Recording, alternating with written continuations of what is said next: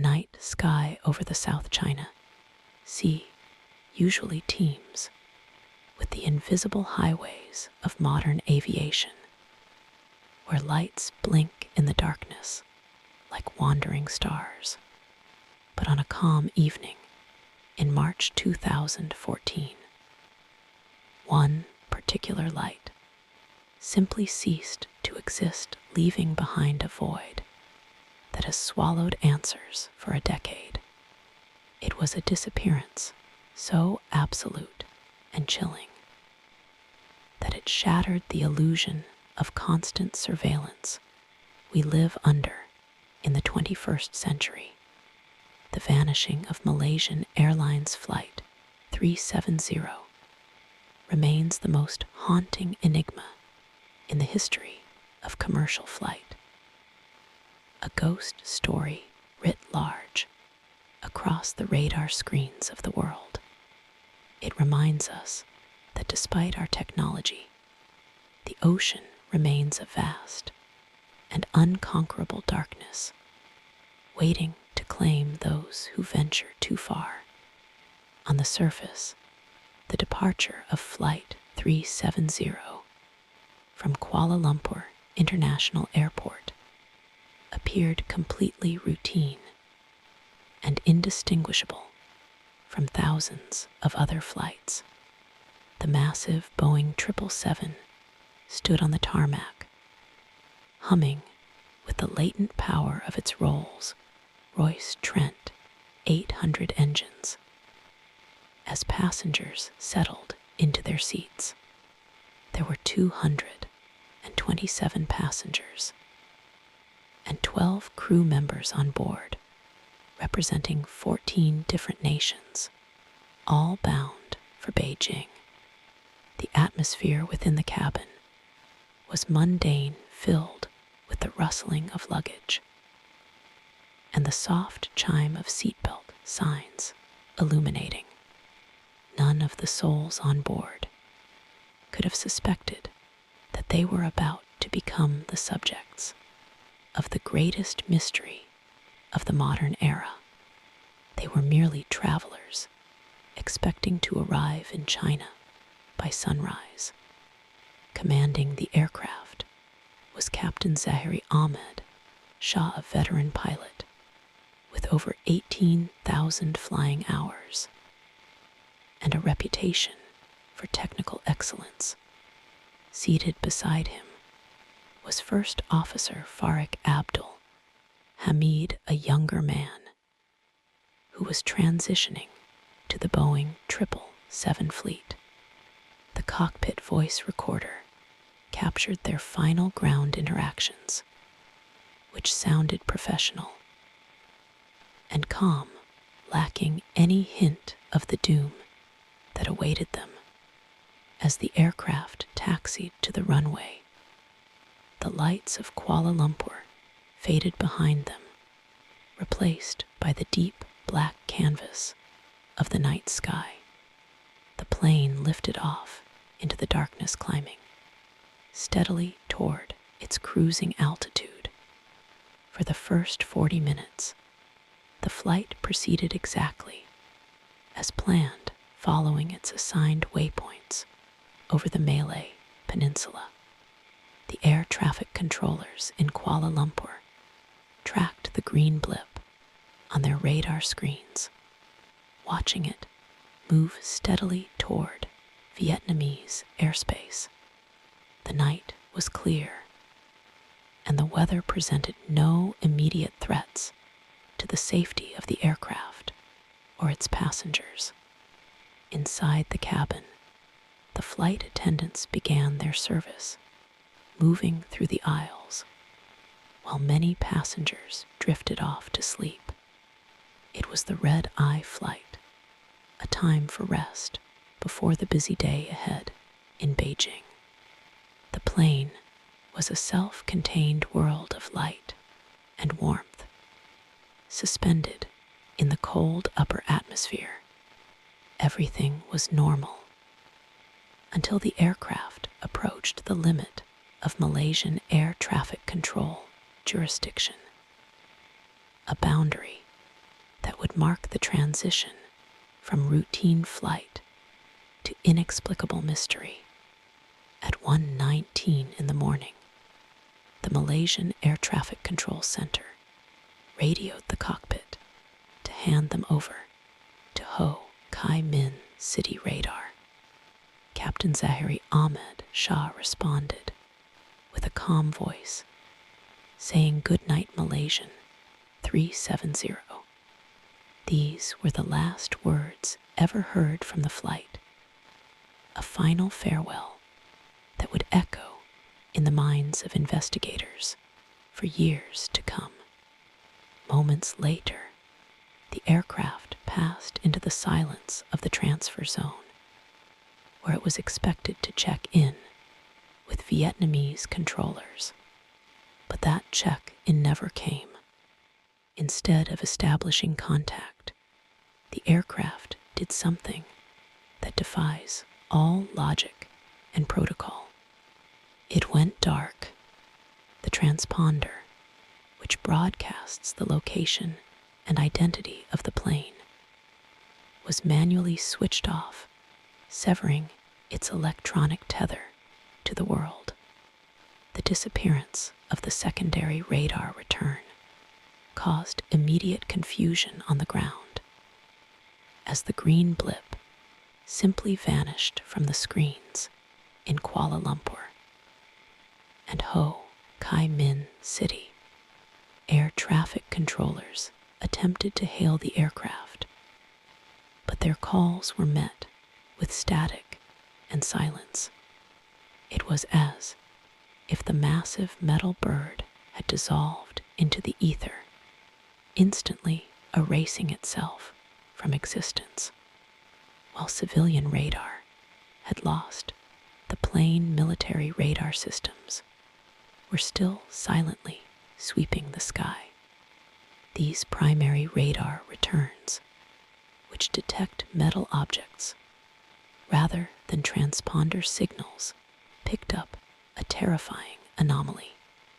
The aircraft had not crashed or exploded.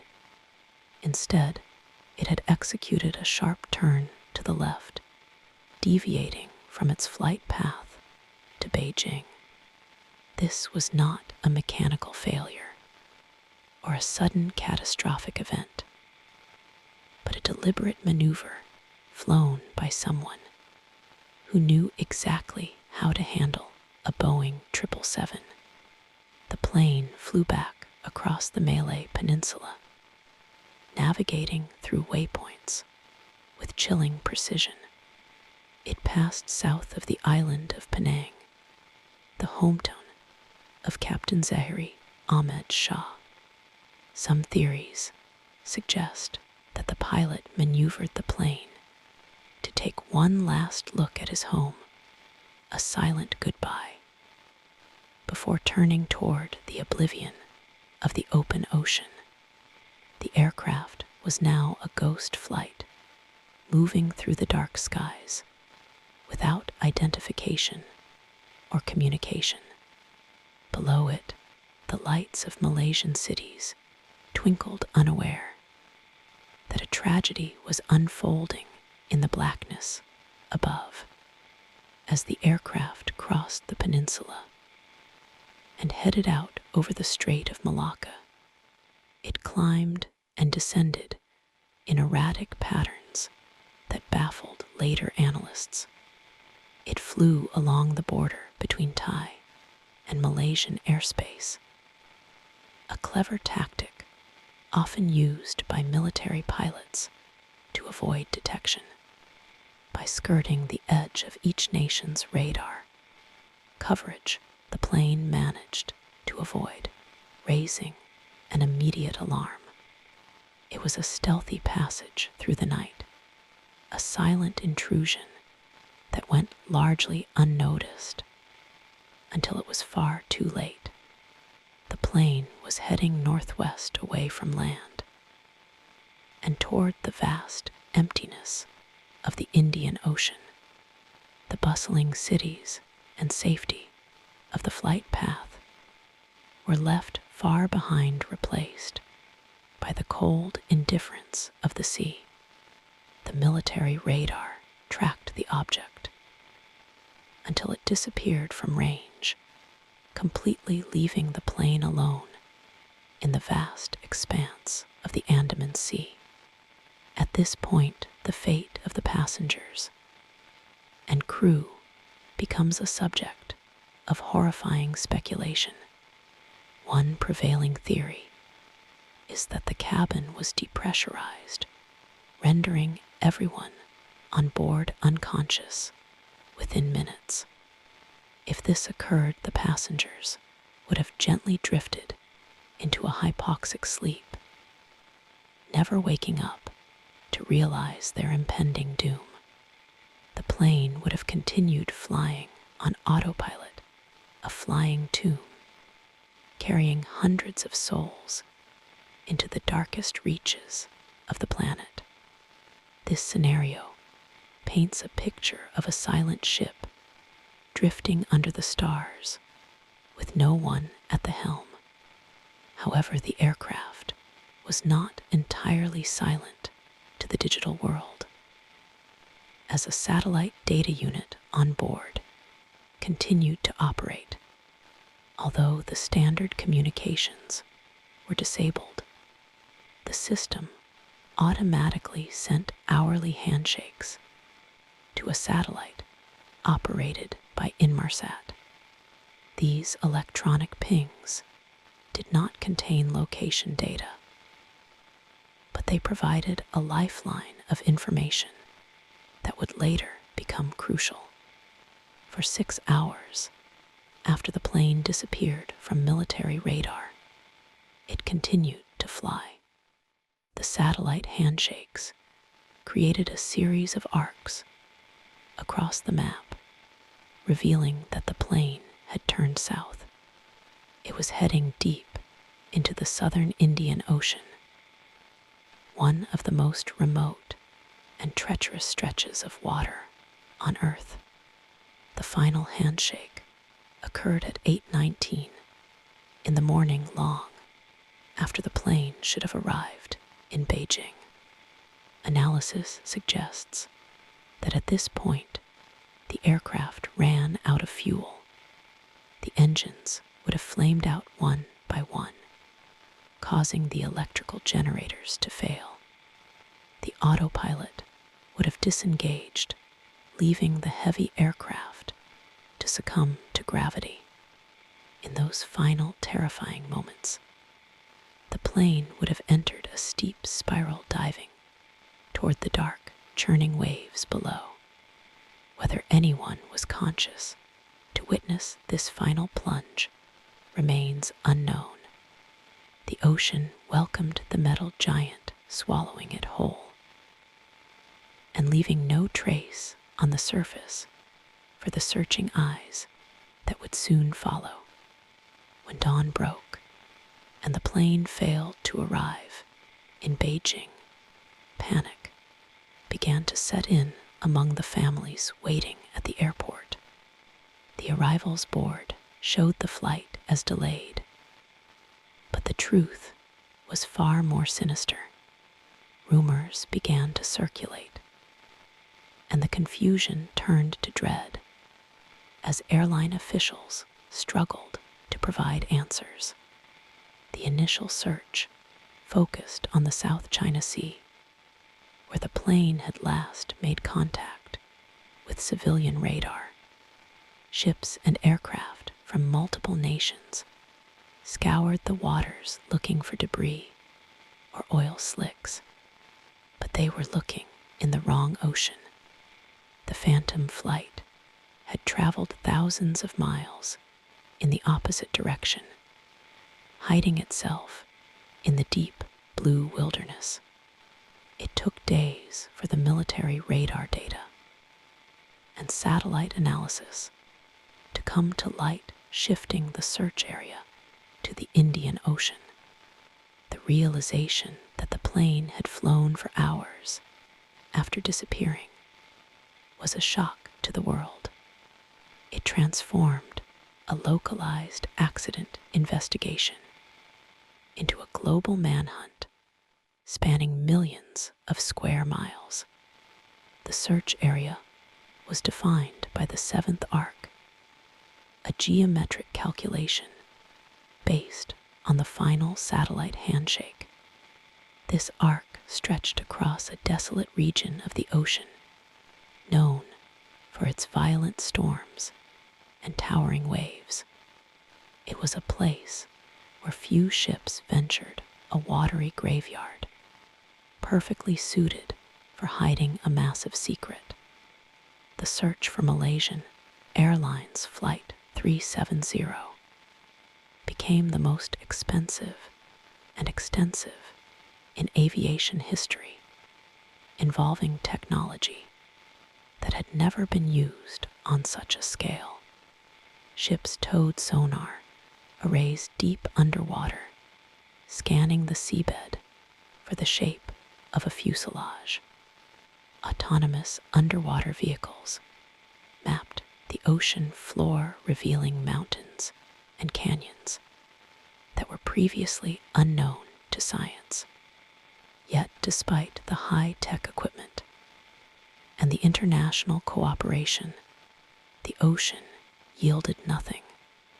The seabed was a chaotic landscape of silt and rock hiding whatever secrets lay resting there.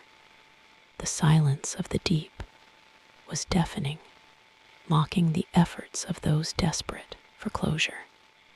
Months turned into years, and the mystery only deepened as theories proliferated in the absence of hard evidence.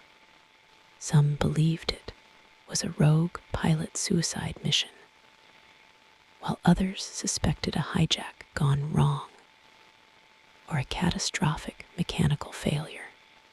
The lack of a debris field was particularly haunting, as even high-speed impacts usually leave some trace on the surface. It was as if the ocean had conspired to keep the plane hidden, pulling it down into the darkness without leaving a scar. The families of the victims were left in a state of agonizing limbo, unable to grieve properly. Without proof of the end, they were trapped in a waking nightmare. Then, over a year later, the first piece of physical evidence washed ashore thousands of miles away from the search zone. A flaperon, a part of the wing, was discovered on Reunion Island, a French territory in the western Indian Ocean. Barnacles attached to the debris confirmed it had been in the water for a long time, drifting with the currents. The discovery was a bittersweet breakthrough, confirming that the plane had indeed crashed into the ocean. It shattered the faint hopes of those who believed the plane might have landed secretly somewhere on land. The sea had finally given up a piece of the ghost flight, but it kept the rest. More debris began to appear on the coasts of Mozambique, South Africa, and Mauritius, carried by the complex gyres of the Indian Ocean. Each piece was a fragment of the tragedy, a tattered remnant of the lives lost. Personal items washed up alongside aircraft parts, creating a heartbreaking mosaic of the disaster. Yet the main wreckage, the fuselage, and the black boxes remained elusive. The flight data recorders, which held the answers to the final moments of the flight, were likely buried miles beneath the surface. Without them, the full story of what happened on board could never be known with certainty. The official search was eventually suspended, leaving the mystery unresolved and the families devastated. The decision to stop looking was met with anger and sorrow, as it felt like an abandonment of the souls lost at sea. Private companies later attempted to resume the hunt, driven by the challenge and the promise of a reward. But they too failed to locate the main wreckage. The southern Indian Ocean guards its secrets, jealously refusing to surrender the tomb of Flight 370. The area remains a blank spot on the map of human knowledge, a place where modern technology met its match against the primal forces of nature.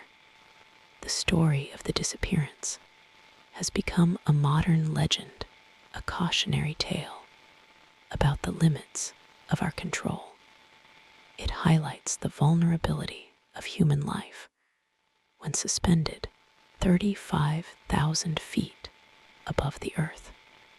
The image of the plane turning away from the safety of the flight path and heading into the darkness is etched into the collective consciousness. It evokes a primal fear of the unknown, of being lost in a void where no one can hear you scream. The ghost flight continues to fly in our imaginations, a silent sentinel patrolling the boundaries of the known world. Experts continue to analyze the data, refining the calculations of the flight path in hopes of one day finding the wreckage. New technologies in underwater scanning and oceanography are being developed, keeping the hope alive that the mystery will eventually be solved. But for now, the plane rests in the deep, cold dark. The pressure at those depths is immense, capable of crushing anything that isn't built to withstand it. The silence down there is absolute, broken only by the shifting of the tectonic plates. It is a lonely resting place for the 239 people who boarded the flight, expecting a journey home. The pilot, Captain Zahiri Ahmed Shah, remains a central figure in the mystery, with his actions scrutinized by psychologists and aviation experts.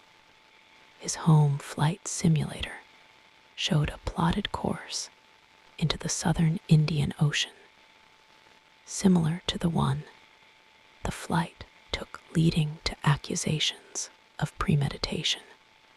However, without the cockpit voice recorder, his state of mind and intentions can only be guessed at. Was he a madman flying his passengers to their deaths, or a hero struggling with a crippled plane? The ambiguity of his role adds a layer of psychological horror to the story, transforming a trusted captain into a potential phantom of destruction. The co-pilot, Farik Abdul Hamid, had his whole life ahead of him, planning to marry his fiancée, who was also a pilot. His voice was not heard during the critical moments of the turn, leaving his fate a mystery within a mystery. Did he try to intervene, or was he incapacitated before the plane changed course? The silence of the cockpit invites endless speculation, each scenario more tragic than the last. The human element of the cockpit drama is a chilling reminder that behind the mechanical data were real people making decisions that would end in catastrophe. The passengers came from all walks of life, including a group of calligraphy artists returning from an exhibition. There were families with young children, engineers, and students all united by the random chance of booking the same flight. Their stories were cut short in the middle of the night, leaving behind empty rooms and unfinished conversations. The manifest is a list of ghosts, each name representing a world of potential that was extinguished in the dark. Their presence on the flight transforms the technical mystery into a profound human tragedy. In the years since the disappearance, the aviation industry has implemented new tracking standards to prevent such an event from happening again. Satellites now monitor aircraft more frequently, and new protocols ensure that transponders cannot be easily disabled. The legacy of Flight 370 is a safer sky, but it was bought at a terrible price. The ghost of the missing plane hovers over every flight, reminding pilots and controllers of the stakes involved. The lesson learned is that we must never take for granted the connection between the sky and the ground. The theories surrounding the cargo of the plane also add a layer of intrigue to the story, including a shipment of lithium-ion batteries. Some suggest that a fire started in the cargo hold, filling the plane with toxic smoke and incapacitating the crew. This theory aligns with the zombie flight scenario, where the plane flies on while the people on board are dead or unconscious. The idea of a fire raging silently in the belly of the plane while it drifts over the ocean is a horrific image. It suggests a slow, chaotic end rather than a deliberate act of malice. Conspiracy theories have flourished in the vacuum of information, ranging from alien abductions to secret military shoot-downs.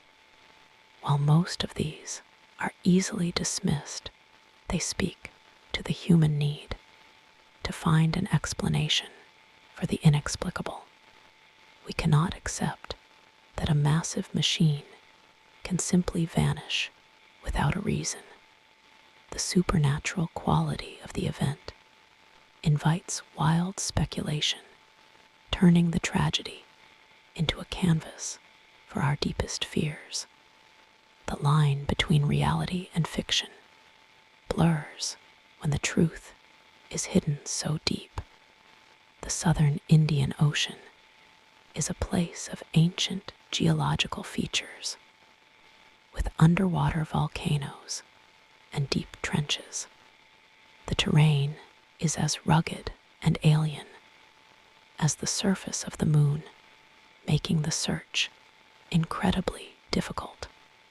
The wreckage could be perched on the edge of an underwater cliff or buried under meters of silt. The environment is hostile to human exploration, protecting the site with darkness and pressure. It is a fittingly dramatic setting for the final resting place of the ghost flight.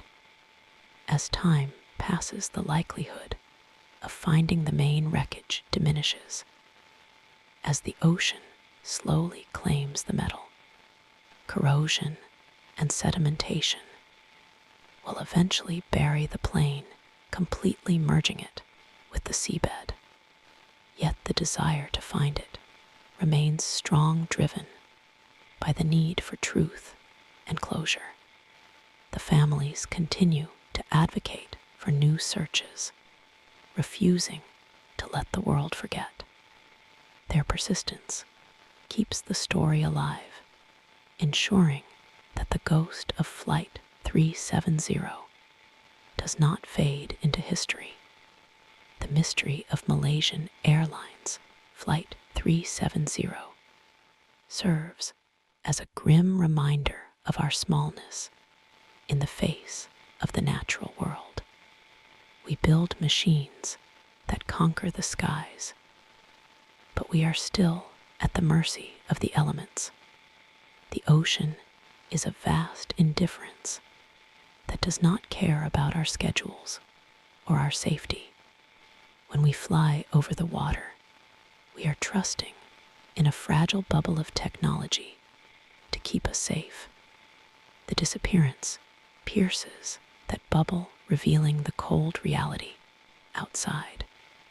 Ultimately, the story is one of lingering dread and unresolved grief, a narrative without an ending. The plane is out there somewhere, in the dark, waiting to be found, until the day the wreckage is located and the black boxes are recovered. The flight continues to haunt the world. It is a phantom that flies forever in the minds of those who remember, a symbol of the ultimate journey into the unknown. The night sky over the ocean will always hold a little more darkness because of it. In the quiet moments, when looking out of an airplane window at the night sky, one cannot help but think of them, the 239 souls who vanished into the black. They are the eternal passengers of a flight that never landed, suspended forever in the space between departure and arrival. Their story is a chilling whisper in the wind, a ghost story that is terrifyingly real. And as long as the mystery persists, they will never truly be at rest. The search vessels have long since returned to port, and the headlines have faded from the front pages, but the void remains a tangible presence in the lives of those left behind. The empty seats at dinner tables and the silence in bedrooms are constant reminders of the loss.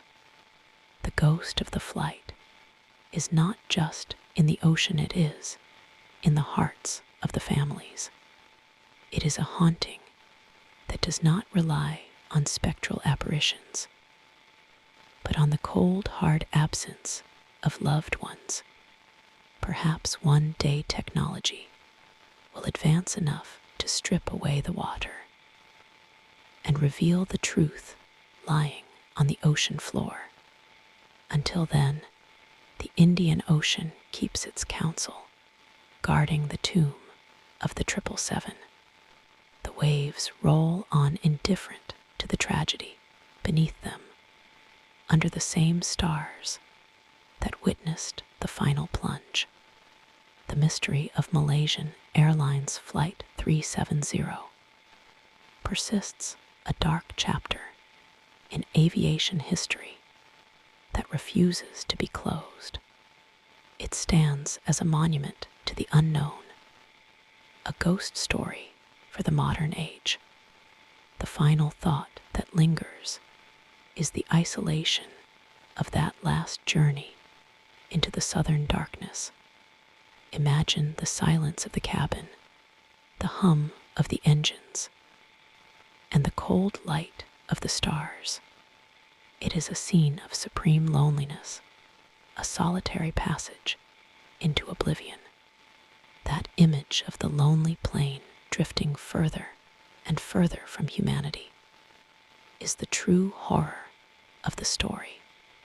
It is the ultimate nightmare of abandonment, playing out in the real world, leaving us to wonder what really happened in the dark. We are left with the radar, blips, the satellite pings, and the debris that washed ashore. These are the puzzle pieces of a picture we may never fully see. The aviation mystery persists, challenging us to accept that some things may remain beyond our reach. In a world where we expect answers. The silence of Flight 370 is the most terrifying sound of all. It echoes across the years, a spectral distress call that will never be answered. So when you fly and the cabin lights dim, take a moment to look into the darkness outside. The world is vast and full of secrets, and we are just travelers passing through. The ghost of Flight 370 is out there somewhere, flying in the eternal night. It is a reminder to hold your loved ones close, for we never know when the journey might take a turn into the unknown. The mystery endures, a chilling testament to the fragility of existence.